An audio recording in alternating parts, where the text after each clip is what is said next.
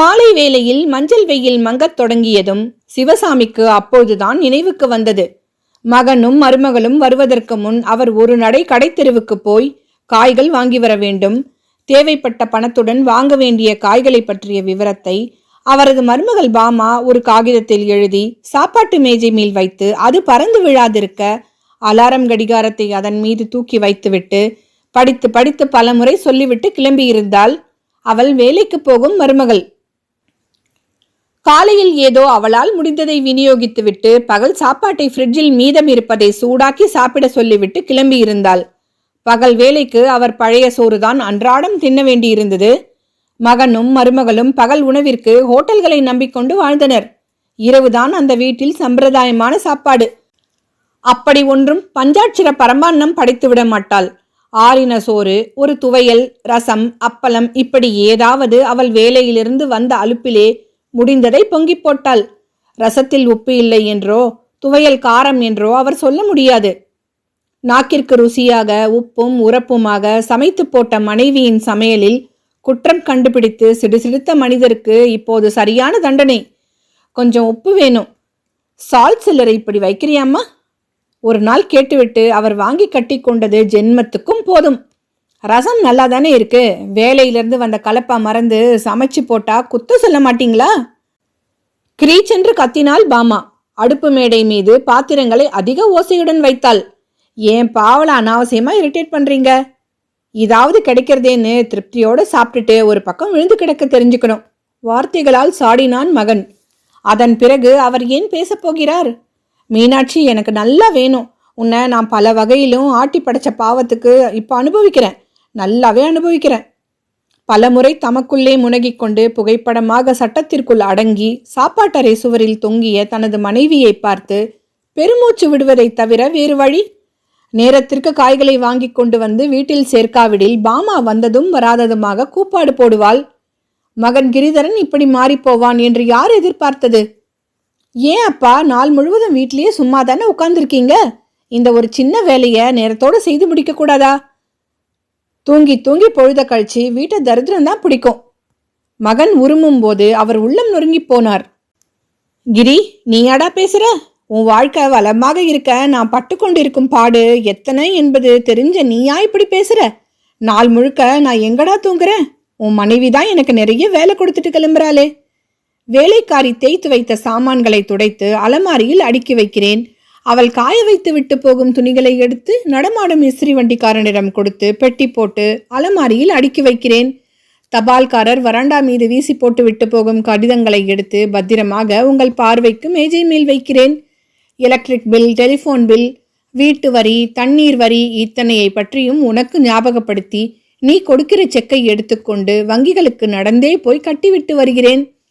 தோட்டத்தை சுற்றி புல் பூண்டு மண்டி விடாதிருக்க அவ்வப்போது கவனமாக பார்த்து சீராக்கிவிட்டு வாங்கி வந்த எருவை செடிகளுக்கும் போட்டு மறக்காம ஹோஸ் பைப்பை வச்சுக்கிட்டு 1 மணி நேரம் தண்ணி பாய்ச்சுற.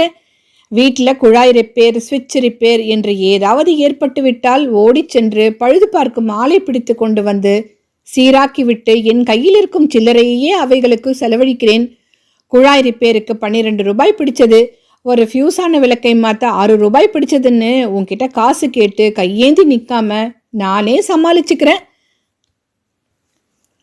பகல் வேலை பால் டிப்போவுக்கு ஓடி பால் பொட்டலங்களை கொண்டு வந்து கிழித்து பாத்திரத்தில் ஊற்றி கேஸ் அடுப்பில் ஏற்றி காய்ச்சி தயாரா உங்களுக்கு காஃபி சாப்பிட ஒரு பக்கம் அடுப்பு மேடை மேல வைக்கிறேன்.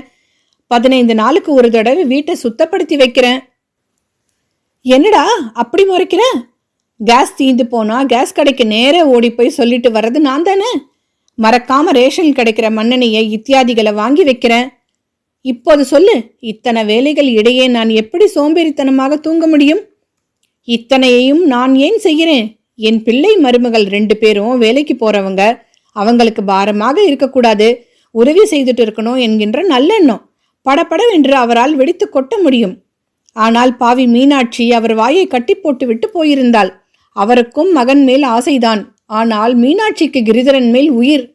இனி தேராது என்று டாக்டர் கையை விரித்ததும் மீனாட்சி விருப்பப்படி வீட்டிலேயே உயிரை விடட்டும் என்று அவளை ஆஸ்பத்திரியிலிருந்து காரில் போட்டு எடுத்துக்கொண்டு வந்திருந்த போது கூட வீட்டிலே ஒரு கலவரம்.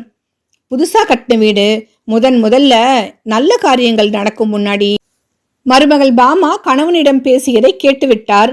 கட்டுக்கொள்ளாத கோபத்துடன் பின்பக்கம் சென்றார்.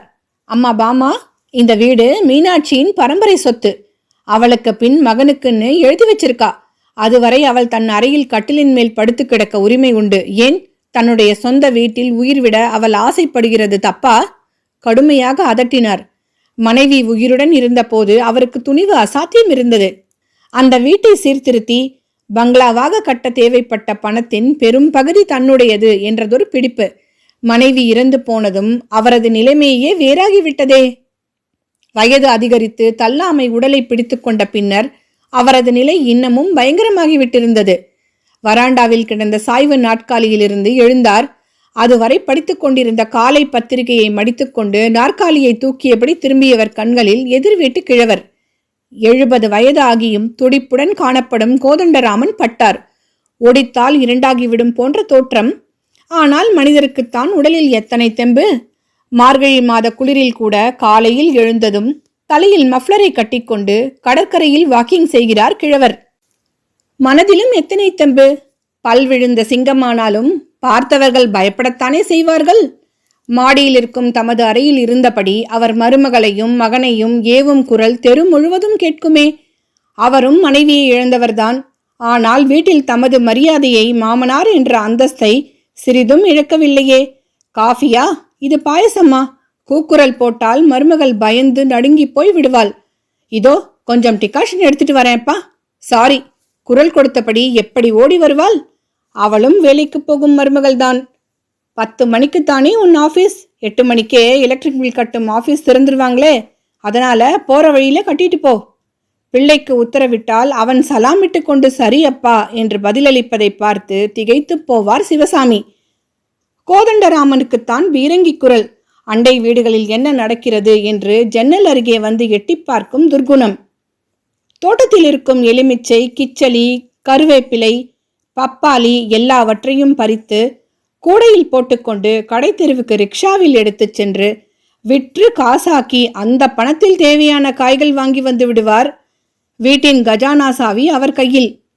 உப்பு, பருப்பு முதல் எல்லா சாமானுக்கும் அவர்தான் காசு கொடுப்பார். வாசலில் பைனாப்பிள் விற்கிறாங்கப்பா, வாங்கட்டுமா? ஓய்வு நாட்களில் மருமகள் மாடிக்கு வந்து கேட்கும் குரல் மெலிதாக சிவசாமி காதில் விழுந்துவிடும். யானை விலை குதிரை விலை சொல்வாங்க, அதெல்லாம் எதுக்கு வேண்டாம். கிழவர் மறுக்கும் குரலும் துல்லியமாய் கேட்டுவிடும். என்ன விற்கிற விலையில மெதுவடை எதுக்கு பண்ற? தொண்டை கிழிய மனிதன் அதட்டுவது 10 வீட்டுக்கு கேட்கும். நீங்க அன்னைக்கு ஆசையா கேட்டீங்க, நேரம் இல்ல, உடனே செய்ய முடியல. கோர்ட் மார்ஷலில் நிற்கும் கைதியை போல படபடவென்று இறையும் மாமனாருக்கு எத்தனை பதவிசாக அவள் பதிலளிக்கிறாள். அவளும் படித்த பெண்தான், வேலைக்கு போய் சம்பாதிக்கும் மருமகள்தான். பாமாவும் படித்த பெண், வேலைக்கு போய் சம்பாதிக்கிறவள். ஆனால் இருவருக்குள் எத்தனை வித்தியாசம்! வித்தியாசம் அவர்களிடம் ஏற்படவில்லை. கோதண்டராமனுக்கு அப்படி ஒரு யோகம். தள்ளாத வயதிலும் வீட்டின் தனிக்காட்டு ராஜாவாக ஆட்சி செலுத்தும் ஒரு அதிர்ஷ்டம். சிவசாமிக்கு அப்படி ஒரு விதி. மகனும் மருமகளும் காலால் உதைக்காது வார்த்தைகளால் சாடி தினமும் அவரை அவமானப்படுத்தி நாளடைவில் அவரை ஒரு புழுவாக்கி கொண்டிருந்தார்கள். எதிர்வீட்டு கோதண்டராமன் நச்சு நச்சென்று தும்மினார். மனிதன் வேண்டுமென்றே துரும்பை மூக்கில் விட்டுக்கொண்டு தும்பி தொலைக்கிறாரோ என்னவோ. ஏதாவது ஆரம்பிக்க நினைக்கும் போது எதிர்வீட்டுக்காரன் தும்மி தொலைத்தால் சிவசாமிக்கு பெரிய அபசகுனம் போல் மனதை உறுத்தும். அந்த மனோபாவத்துடன் அவர் வெளியே கிளம்பினால் கட்டாயம் ஏதாவது ஒரு தவறு நேர்ந்துவிடும். வீட்டுக்கு திரும்பியதும் ஒரு பெரிய மண்டகப்படி. மகன் அவரை கேட்காத கேள்வியெல்லாம் கேட்டு சீறி குதறி விடுவான். உள்ளே கொண்டு வந்து நாற்காலியை பின்பக்கத்தில் இருந்த தமது அறைக்குள் வைத்துவிட்டு ஃப்ரிட்ஜை திறந்து பாட்டிலை எடுத்து மடக்கு தண்ணீரை குடித்தார். கையில் சோப்பு தடவி கொண்டிருந்தது போல பாட்டில் திடீரென்று வழுக்கி கொண்டு விழ, பாவி மனுஷன் தும்மி தொலைச்சான். வெளியே புறப்படுறதுக்கு முன்னாடி இப்போது எத்தனை பெரிய வேலை! சாதாரண பாட்டில் தான், பெரிய கிறிஸ்டல் கிண்ணத்தை உடைத்து விட்டதை போல பாமா வந்ததும் வராததுமாக அலறுவாள். மொசைக் தரை பார்க்க அழகானதுதான். ஆனால் சனியன் ஏதாவது கண்ணாடி விழுந்து உடைந்து போனால் தோள்களை தேடி எடுப்பதற்குள் பிராணன் போய்விடுகிறதே. முணுமுணுத்தபடி எல்லா துண்டுகளையும் தேடி எடுத்து காகிதத்தில் போட்டு சுருட்டி முதலில் அதை கொண்டு கண்ணுக்கு தெரியாத குப்பை தொட்டியில் போட்டுவிட்டு சமையல் அலமாரியில் அவர் சுத்தப்படுத்த வைத்திருந்த பழரச பாட்டில்களில் ஒன்றை எடுத்து முதலில் ஆரிய வெந்நீரை கொட்டி நிரப்பி ஃப்ரிட்ஜுக்குள் வைத்துவிட்டு தண்ணீர் கொட்டி கிடந்த இடத்தை சுத்தப்படுத்தி கைகளை கழுவிக்கொண்டு கடை தெருவுக்கு புறப்படுவதற்குள் ஒரு யுகம் போல நேரம் நழுவ குனிந்து நிமிர்ந்து எழுந்ததன் பயனாக முதுகு வலிக்க எதிர் வீட்டு கோதண்டராமனை கண்களாலேயே எரிக்க மாட்டோமா என்ற ஆத்திரத்தில் வீட்டின் நடைவிளக்கை போட்டுவிட்டு கிளம்பினார். தெருமுனையில் நெடுஞ்சாலையை ஒட்டிய வீடு அவர்களுடையது. அந்த வீடு ஓட்டுக்கூரையுடையதாக இருந்த காலத்தில் பக்கத்தில் இருந்த பெரிய பூமியில் கூரை வீட்டில் வசித்த பரமசிவம் 10 டெல்லி எருமைகளை வைத்துக்கொண்டு பால் வியாபாரம் செய்து கொண்டிருந்தான். சாணி நாற்றமும் கொசு உபத்திரமுமாக இருந்த இடம்தான் அது. சுற்று வட்டாரத்து மனிதர்களுக்கு பாலை விநியோகித்துக் கொண்டு பரமசிவம் தன் வயிற்றுக்கு அதிகப்படி சாராயத்தை விநியோகித்து வாழ்ந்ததின் பலன் ஒரு நாள் அவன் ரத்தம் கக்கி செத்துப்போனான். வீட்டையும் சுற்றியிருந்த பூமியையும் மாடுகளையும் விற்று காசாக்கி கொண்டு தன் தாய் வீட்டிற்கு கிளம்பிவிட்டாள் அவன் மனைவி. அதை வாங்கிய கான்ட்ராக்டர் நிலத்தை துண்டு போட்டு பல பிளாட்டுகளாக்கி அவைகளை விற்று தானே குட்டி பங்களாக்களாக கட்டி கொடுத்து கொள்ளை லாபம் தேடிக்கொண்டு விட்டான். மாட்டு சாணத்தில் மிதந்து கொண்டிருந்த இடம் சுந்தரா காலனியாக மாறியது. அந்த குட்டி பங்களாக்களில் குடியேறிய அத்தனை பேரும் மத்திய வகுப்பினர்தான். அமெரிக்காவில் இருந்த பிள்ளையும் துபாயில் இருந்த மகனும் அனுப்பி வைத்த பணத்தை கொட்டி வாங்கி பங்களாவாசிகளாகி விட்டனர். தெருவீடாக இருந்த போது நிலவிய ஒற்றுமை உணர்வு அங்கிருந்து மறைந்து விட்டிருந்தது. டெலிபோன் பேசாவிடில் பக்கத்து வீட்டவர்களின் உதவியை நாட முடியாது. சாரி என்ற முகத்தில் அறைந்தார் போல வீட்டு சமையல்காரர் கதவை சாத்தி விடுவார். சாலை முகப்பிலே இருந்த மளிகை கடையில் இருக்கும் தொலைபேசியை தான் உபயோகிக்க வேண்டும். அக்கம் பக்கத்தை பற்றியே கவலைப்படாததொரு சுயநலவாதிகள் அந்த காலனிக்காரர்கள். அங்கே சிவசாமி ஒரு தனிப்பட்ட மனிதராகத்தான் வாழ்ந்து கொண்டிருந்தார். ஏன் குழந்தைய அடிக்கிற? உன் கோபத்தை அது மேல ஏன் காட்டணும்? அடுத்த பங்களாவின் வேலைக்காரியை அன்போடு அதட்டுவார். அவளது இடுப்பிலே விசும்பிக் கொண்டு கன்னத்தில் கண்ணீரும் மூக்கில் சலியுமாக பரட்டை தலையுடன் உட்கார்ந்திருக்கும் அந்த சின்னஞ்சிறு அழுக்குச்சட்டை குழந்தையை கண்டு அவர் மனமுருகி போவார். டால்ஸ்டாயின் படைப்புகள் பலவற்றை படித்திருந்ததின் பாதிப்பு. ஏழ்மையிலும் குழந்தைகளிடமும் அவர் இறைவனை கண்டு மகிழ்ந்தார். உங்களுக்கு என்ன, வாயை மூடிக்கொண்டு வராண்டாவில் பேப்பர் படிச்சுட்டு இருக்கிறத விட்டுட்டு? மகன் சீருவான். வயசாயிடுச்சு இல்லையா, இப்படி ஏதாவது தொணக்காவிட்டால் பொழுது போகுமா? மருமகள் முணுமுணுப்பது அவருக்கு கேட்கும். என்ன செய்வது? மீனாட்சியின் கடைசி நேரத்து வார்த்தைகளுக்கு கட்டுப்பட்டார் அவர். குழந்தை கிரிதரன் உலகம் தெரியாதவன், பாமா விவேகமே இல்லாதவ, படிச்சு விட்ட கர்வம், தூக்கி எறிஞ்சு பேசுவா. இதையெல்லாம் நீங்க பாராட்டக்கூடாது. எனக்கு பிறகு நீங்க தான் இந்த குடும்பத்துக்கு ஆதரவா இருக்கணும். வெட்டிண்டு கிளம்புறது ரொம்ப சுலபம், ஒட்டிண்டு இருக்கிறது தான் கஷ்டம். கண்களில் நீர் தழும்ப மூச்சு திணறலுடன் கணவனிடம் வேண்டிக் கொண்டாள். இதெல்லாம் பத்தி இப்போ எதுக்கு பேசுற? பேச வேண்டிய நேரம் வந்துட்டது. கிரி மேல எனக்கு எத்தனை ஆசைன்னு உங்களுக்கு தெரியும். நீங்க அவனை பார்த்துப்பீங்க, அவனுக்கு ஆதரவா இருந்து ஆறுதல் சொல்லி வழிகாட்டுவீங்கன்னு நிம்மதியோட நான் போக விரும்புறேன். மீனாட்சி, உன் மகனையும் மருமகளையும் விட்டுட்டு நான் எங்க போயிடுவேன்? தெரியும் எனக்கு. இருந்தாலும் அவள் கண்களில் இருந்து துளிர்த்த அந்த இறுதி கண்ணீருக்கு பின் கண்களை மூடியவள் திறக்கவே இல்லை. வயது காலத்தில் தள்ளாமையுடன் அவர்களை விட்டு எங்கே போவார்? அவர்களை தவிர அவருக்கு அடைக்கலம் கொடுப்பவர்கள் யார்? வராண்டா விளக்கையும் போட்டுவிட்டு கதவை இழுத்து பூட்டிக்கொண்டு வெளித்தோட்டத்தை தாண்டி தெருவுக்குள் வந்தார். இன்னமும் மாலை வெளிச்சம் முழுவதும் மங்கி போய்விடவில்லை. இருளும் ஒளியும் கலந்த அந்தி வேளையில் சன்னமான பிரகாசத்தில் கேட்டை மூடிய போது அதன் முகப்பில் சுற்றுச்சுவரில் பதித்திருந்த பித்தளை தகட்டில் பொதிந்திருந்த பூரணி இல்லம் என்ற பெயர் நன்றாகவே தெரிந்தது. வீட்டுக்கு பெயர் சூட்டியவள் அவர் மனைவி மீனாட்சிதான். தன் பாட்டன் வழி வந்த அந்த சொத்தை அவள் தன் மகன் பெயருக்கு எழுதி வைத்து விட்டிருந்தாள். சுந்தரா காலனியில் அந்த ஒரு வீடு மட்டும் திருஷ்டி பரிகாரமாக ஓட்டுக்கூரையுடன் தெருவின் ஆரம்பத்தையே அசிங்கப்படுத்துகிறது என்று மகனும் மருமகளும் ஓயாது வேப்பிலை அடிக்க வீட்டை இடித்து வசதியானதொரு 3 அறை கொண்ட நவீன குட்டி பங்களாவாக கட்ட அவர் உதவ வேண்டியிருந்தது. தொலைபேசி நிறுவனத்தில் அவர் 35 வருஷத்திற்கு மேல் உயர் பகுதி கணக்கராக உழைத்ததின் பயனாக கிடைத்த பணம், 50,000 மீனாட்சியின் நகைகளை விற்று எடுத்த பணம், தமது வங்கி சேமிப்பில் இருந்த பணம், எல்லாவற்றையும் சேர்த்து 3/4 லட்சமாக்கி மகனிடம் கொடுத்தார்.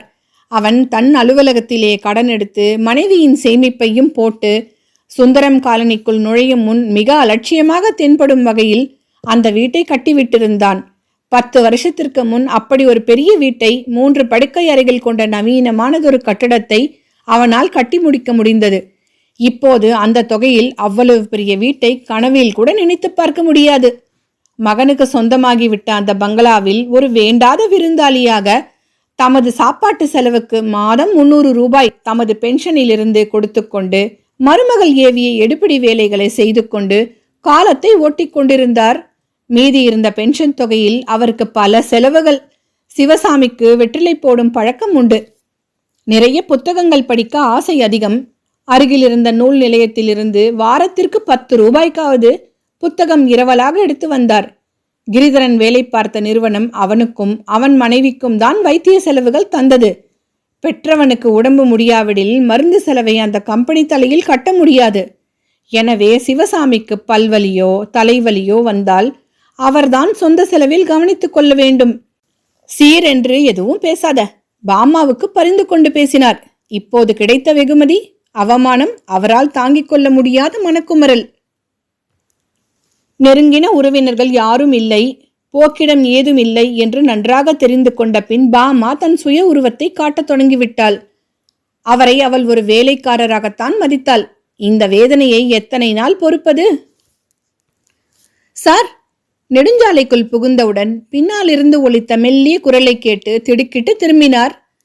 சுந்தரா காலனிக்கு பின்புறம் இருந்த அந்த குறுகிய சந்தில் குடியிருந்த லோகநாதன் மகள் மஞ்சுளாதான் அவர் பின்னால் கையில் பிளாஸ்டிக் கூடையுடன் கடை தெருவுக்கு கிளம்பியிருந்தாள். நீங்க இப்ப வருவீங்கன்னு தெரியும், அதனால அந்த மருந்து கடைக்கிட்ட உங்களுக்காக கொஞ்ச நேரமா காத்துக்கிட்டே இருந்தேன். 20 வயதிற்குள் இருக்கும் இளம் பெண் மஞ்சுளா மாலை வேளையின் மங்கிய ஒளியில் தங்க பொம்மை போல மிகவும் அழகாக தெரிந்தாள். ஒப்பனை ஏதுமின்றி பழைய நூல் சேலையும் ரவிக்கையுமான அலங்காரத்தில் கைகளில் கண்ணாடி வளையலும் கழுத்திலே கருகமணி மாலையும் அணிந்து சினிமா கதாநாயகி போல மஞ்சுளா பளிச்சென்று கண்களுக்கு தென்பட்டால். +2 வரை படித்துவிட்டு தட்டெழுத்து குறுக்கெழுத்து பயிற்சியுடன் கல்வியை மூட்டை கட்டி வைத்துவிட்டு வீட்டில் தாயாருக்கு உதவி செய்து கொண்டிருந்தாள். அத்துடன் வேலை தேடிக் கொண்டிருந்தாள். அது அத்தனை சுலபத்தில் கிடைத்து விடுகிற சங்கதி அல்லவே. குடும்ப நலனை பற்றி சிந்திக்காத லோகநாதனுக்கு 5 குழந்தைகள், 3 பெண் 2 பிள்ளைகள். முதல் 2 பெண்களை எப்படியோ கல்யாணம் செய்து கொடுத்து விட்டிருந்தார். 3வது மஞ்சுளா. அவர் கழுத்திலே பெரும் பாறாங்கல்லாக குடும்பத்தின் சுமையாக இருந்தாள். அப்படித்தானே பெண்களை பெற்றவர்கள் எண்ணுகிறார்கள். உங்ககிட்ட மனம் விட்டு பேசணும், உங்க ஆலோசனையை கேட்கணும். எப்ப சௌகரியப்படும்? எங்கே சந்திச்சு பேசலாம்னு சொன்னா? அடிக்குரலில் கேட்ட பெண்ணின் முகத்தை பார்த்தார். கண்கள் கலங்கி அவளது உதடுகள் துடித்தன. சிவசாமிக்கு பெண் குழந்தைகளை கண்டால் கொஞ்சம் கூடுதலான பிரியம். கிரிதரனுக்கு பின் அவருக்கு ஒரு பெண் பிறந்திருந்தால் அவளை கல்யாணம் செய்து கொடுத்து விட்டிருந்தால் நாள் கிழமைகளின் போது கட்டாயம் அப்பாவை தேடிக்கொண்டு ஆசையுடன் வருவாள். உடம்புக்கு முடியாது அவர் படுத்துவிட்டால் பாமாவை போல எரிந்து விழாது அன்போடு பணிவிடை செய்வாள். பெண் குழந்தைகளுக்கு பெற்றவர்களிடம் ரொம்பவே ஒட்டுதல். இப்படி கிரிதரனைப் போல ஒட்டாது பட்டும் படாமல் தெரிந்தும் தெரியாமலுமாக நடந்து கொள்ளவே மாட்டாள். மஞ்சுளாவை அவருக்கு பள்ளிக்கூட நாள்களிலேயே தெரியும். அவளது தந்தை லோகநாதனும் தொலைபேசி நிலையத்திலேதான் வேலை பார்த்தார். இரத்த அழுத்தத்தினால் பாரிசத்தால் பாதிக்கப்பட்டு வேலையிலிருந்து முன்னதாகவே ஓய்வெடுக்க நேர்த்துவிட்டது.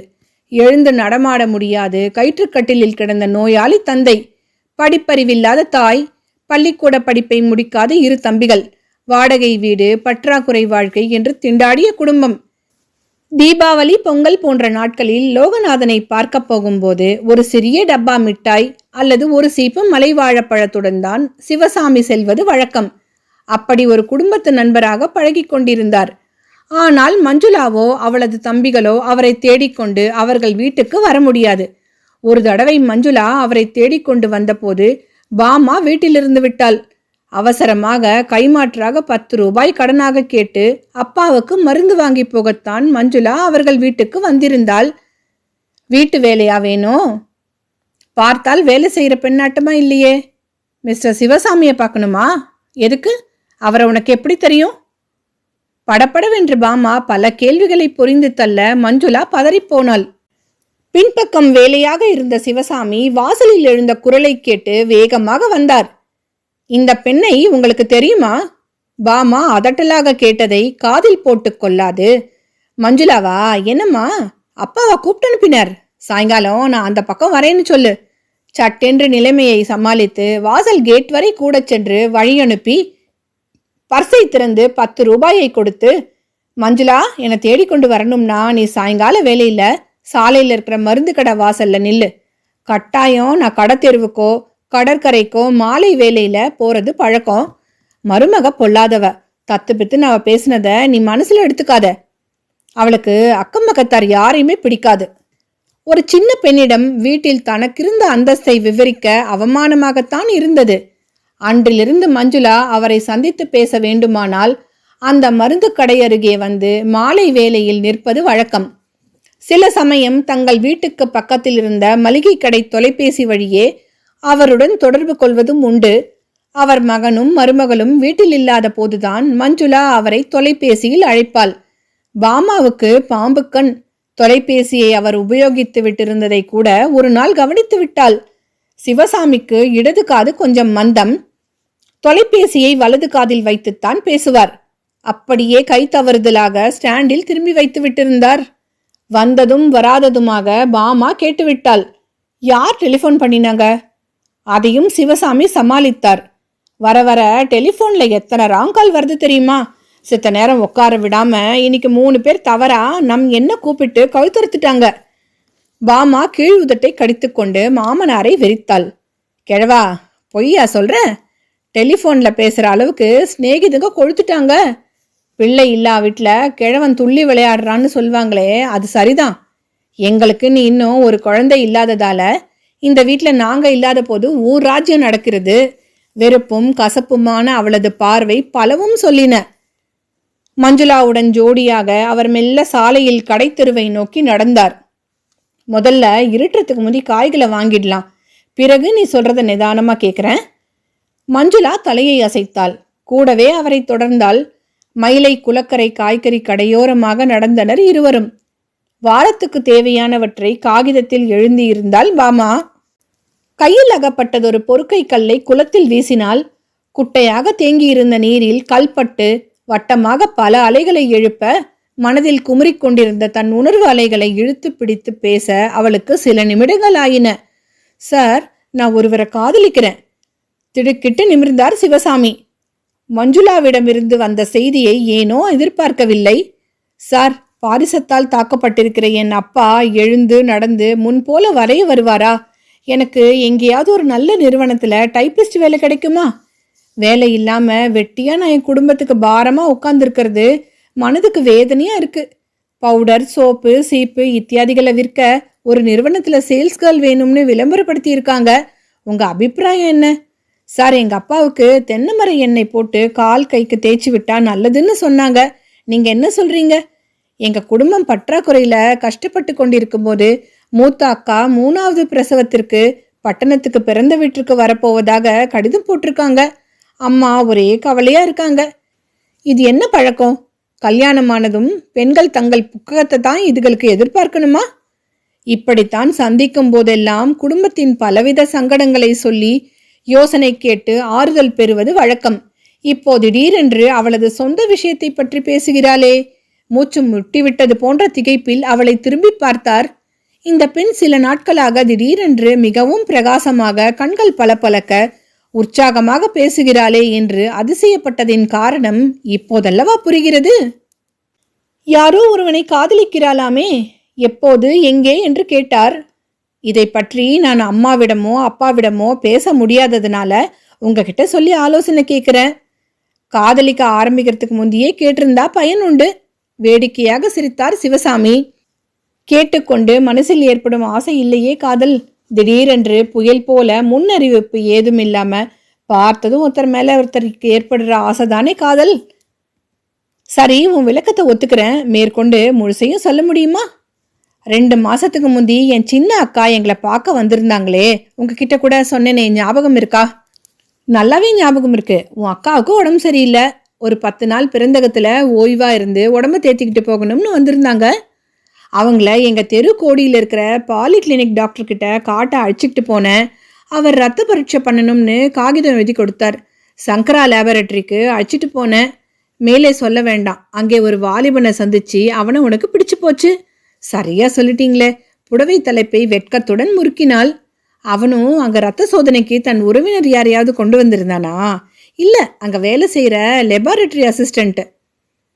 பெரிய இடமா தான் பார்த்து பிடிச்சிருக்க. அவனுக்கும் உன் மேல அவரும் என்னை விரும்புறார். கடிதத்தில் எழுதி என்னை கல்யாணம் பண்ணிக்க ஆசைப்படுறதா என் விருப்பத்தை கேட்டிருக்காரு. கடிதம் என் முகவரிக்கு வீட்டுக்கு வந்தப்போ நான் ரொம்பவும் பயந்துட்டேன். நல்ல வேலை அம்மா கண்டுக்கல. இனிமேல் அவர் வீட்டு முகவரிக்கு கடிதம் எழுதக்கூடாதுன்னு சொல்ல விரும்புகிறேன். அவனை பற்றி பூரா விவரமும் தெரியுமா? முழங்கால் மீது கைகளை கட்டிக்கொண்டு ஆகாயத்தை பார்த்தபடி மஞ்சுளா பேசினாள். உங்ககிட்ட மறைக்க விரும்பல. ரகசியமா முன் ஏற்பாட்டின்படி அவரை நான் சாந்தோம் கடற்கரையில ஒரு குறிப்பிட்ட இடத்துல சில தடவை சந்திச்சேன். இருவரும் பேசிக்கிட்டோம். எங்க காதல் இல்ல, ஜாதியும் மதமும் குறுக்கிடல. ஒரு வகையில அது நல்லதா போச்சு. ஆனா அவர் கொஞ்சம் பெரிய இடத்து பிள்ளை. கூட பிறந்த ஒரே சகோதரி, வயதுல இவரை விட மூத்தவ. 2 வருஷத்துக்கு முன் கல்யாணமாகி மதுரையில வசிக்கிறாங்க. சொந்த வீடு இருக்கு. அப்பா வச்சுட்டு போன சொத்து கொஞ்சம் இருக்கு. நுங்கம்பாக்கத்துல வசிக்கிறார். அப்போ ரொம்ப பெரிய இடம்னு சொல்லு. அந்த பக்கம்லாம் பெரிய பங்களா, காவல் காக்கா ஆள், அல்சேஷன் நாய் என்று பந்தாவாக இருக்குமே. அப்படிலாம் இல்லை. கொஞ்சம் வசதியானவங்க. நம்ம சுந்தரா காலனி போல அங்க புதுசா உருவான ஒரு மங்களா நகர் என்கிற குடியிருப்பு பகுதியில தான் வசிக்கிறாரு. முகவரி கொடுத்துருக்காரு. இப்போ இதுல நான் என்ன உதவி செய்ய முடியும்னு நீ நினைக்கிற?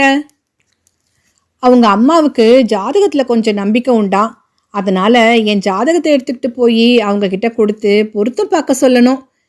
நீ பெண்ணுக்கு என்ன உறவுன்னு அந்த அம்மா சீரினா? எங்க குடும்பத்தின் நல்லதொரு நண்பர். இதை விட உறவு பெருசான்னு கேட்கவா உங்களுக்கு தெரியாது? பலே பலே, ரொம்ப கெட்டிக்காரியா இருக்கியே. இந்த காரியத்தை நான் எப்போ செய்யணும்னு எதிர்பார்க்கிற? உங்களுக்கு சௌகரியப்பட்ட போது ஒரு நல்ல நாள் பார்த்து அங்கே போயிட்டு வாங்க. முகவரியையும் ஜாதகத்தையும் கையோடு கொண்டு வந்திருக்கேன். மஞ்சுளா, நீ ரொம்ப வேகமாக செயல்படுற. இந்த கிழவன் உடல்ல அத்தனை தெம்பு இல்லை. உங்கள் மனதில் ரொம்ப தெம்பு இருக்கு. நம்ம மஞ்சுளாவுக்கு செய்கிறோம் என்ற உற்சாகத்தோடு நீங்கள் கிளம்புனா எல்லாம் சுபமாக முடியும். முதல்ல இவர் அம்மா சம்மதிச்சிட்டா பிறகு மற்றதுகளை பற்றி கவலை இல்லை. அத்தனை தீர்மானமாக சொல்கிறியே, எல்லாம் நீங்கள் 2 பேரும் பேசி முடிச்சு வச்சிட்டீங்களா? வரதட்சணை சீர் எதுவும் எதிர்பார்க்காம என்னை எனக்காக கல்யாணம் செய்துக்க பிரியப்படுறாரு. இதை விட எனக்கு வேற நல்ல வரன் கிடைக்குமா சொல்லுங்க? இத்தனை சொன்ன நீ பையனோட பேரை சொல்லலையே. பாஸ்கர்னு பேர். டாக்டர் பட்டத்துக்கு பிறகு பேத்தாலஜியை தம் மேற்படிப்புக்கு எடுத்துக்கொண்டு படித்தவர். ரொம்ப கெட்டிக்காரர். பார்க்க எப்படி இருப்பான் பையன்? அதை சொல்ல வேண்டாமா? நிறத்தில் என்ன போலவே இருப்பார். நல்ல உயரம், சுருண்ட முடி, தீர்க்கமான மூக்கு. போதும் போதும், அழகான கண்கள், வரிசையான பற்கள், வயது 28. சரிதானே? சிவசாமி சிரிக்க, கண்ணம் குழிய முகம் சிவக்க ஆனந்தத்துடன் அவளும் கூட சிரித்தாள். திடீரென்று தமது வயதில் பாதி குறைந்து உடலில் அசாத்தியமான தெம்பு ஏற்பட்டு விட்டது போல உற்சாகத்துடன் எழுந்தார். வீட்டுக்கு போகலாமா? கனமான உங்க கூடைய தெருமுனை வரை நான் தூக்கிட்டு வரேன். கூடையை தூக்கி கொண்டாள் மஞ்சுளா. இந்த கனமான சங்கதியை உங்க நெஞ்சுக்குள்ள தூக்கி வச்சுக்கோங்கன்னு தானே ரொம்ப பெரிய விஷயத்த சொல்லி உதவி கேட்டிருக்க. இனி எனக்கு தூக்கம் இருக்காது. சிரித்தபடி நடந்தார். மஞ்சுளா மகிழ்ச்சியுடன் பின்தொடர்ந்தாள். சிவசாமி வீட்டிற்கு வருவதற்குள் நன்றாக இருட்டிவிட்டிருந்தது. வேலையிலிருந்து திரும்பி வந்திருந்த மருமகளின் முகம் கோபத்திலே ஊதிவிட்டிருந்தது. முன்னறையை காலால் அளந்து கொண்டிருந்த மகன் தந்தையை கண்டதும் எரிந்து விழுந்தான். ஏன்பா, வாங்கி வர வேண்டியதை பொழுதோட வாங்கிட்டு வரக்கூடாதா? இனிமேல பாமா காய்களை நறுக்கி சமைக்கணுமா? சிவசாமி மௌனமாக கூடையை ஒரு பக்கம் வைத்துவிட்டு கால் செருப்பை கழற்றி நடையில் விட்டு கைகளை கழுவிக்கொண்டு உள்ளே வந்தார். காய்கறி கூடையை சாப்பாட்டறை தரை மீது கோபத்துடன் கவிழ்த்து துழாவினாள் மாமா. உள்ளே அடுப்பின் மீது குக்கர் சீறிக்கொண்டிருந்தது. சமையலுக்கு தேவைப்பட்டவைகளை எடுத்துக்கொண்டு அவள் வெடுக்கென்று உள்ளே சென்று விட்டாள். சாப்பாட்டறை தரை மீது உருண்டோடிய உருளைக்கிழங்கு, தக்காளி முதலியவற்றை பொறுமையுடன் பொறுக்கி எடுத்து பிளாஸ்டிக் பைக்குள் போட்டு ஃப்ரிட்ஜில் வைக்க வேண்டியவற்றை வைத்துவிட்டு காலை நூலகத்திலிருந்து எடுத்து வந்த ரீடர்ஸ் டைஜஸ்டுடன் முன்னறையில் சென்று உட்கார்ந்து விட்டார். இரவு சாப்பாட்டின் போது யாரும் பேசவில்லை. முன்பக்கம் இருந்த பெரிய அறை கிரிதரனுடையது. அடுத்ததாக கட்டில், மெத்தை என்று அலங்கரிக்கப்பட்டிருந்த அறையை தன் வீட்டவர்கள் வந்தால் தங்க வேண்டும் என்று பாமா பூட்டி வைத்திருந்தாள். பின்னால் இருந்த சிறிய அறையில் மாமியார் விட்டு போயிருந்த பழையதொரு மரக்கட்டிலையும் பீரோவையும் போட்டு வைத்து மாமனாரின் உபயோகத்திற்கு என்று ஒதுக்கி வைத்திருந்தால் இரவு உணவிற்கு பின்னர் தமது அறைக்குள் சென்று கட்டில் தலைமாட்டில் சுருட்டி வைத்திருந்த பஞ்சு மெத்தையை உதறி போட்டுக்கொண்டு கதவை அடைத்துவிட்டு விளக்கை அணைத்தார். இரவு வேளையில் நீண்ட நேரம் விளக்கை எரிய விட்டு கொண்டு படிக்க உட்கார்ந்துவிட பாமா அனுமதிப்பதில்லை. 9 மணிக்கு நடையிலிருந்த 0 வாட்ஸ் விளக்கை தவிர எல்லாம் அணைக்கப்பட்டு விட வேண்டும். அதற்கு மேல் டிவி ரேடியோ சத்தம் கேட்கக்கூடாது என்பது அவள் கட்டளை.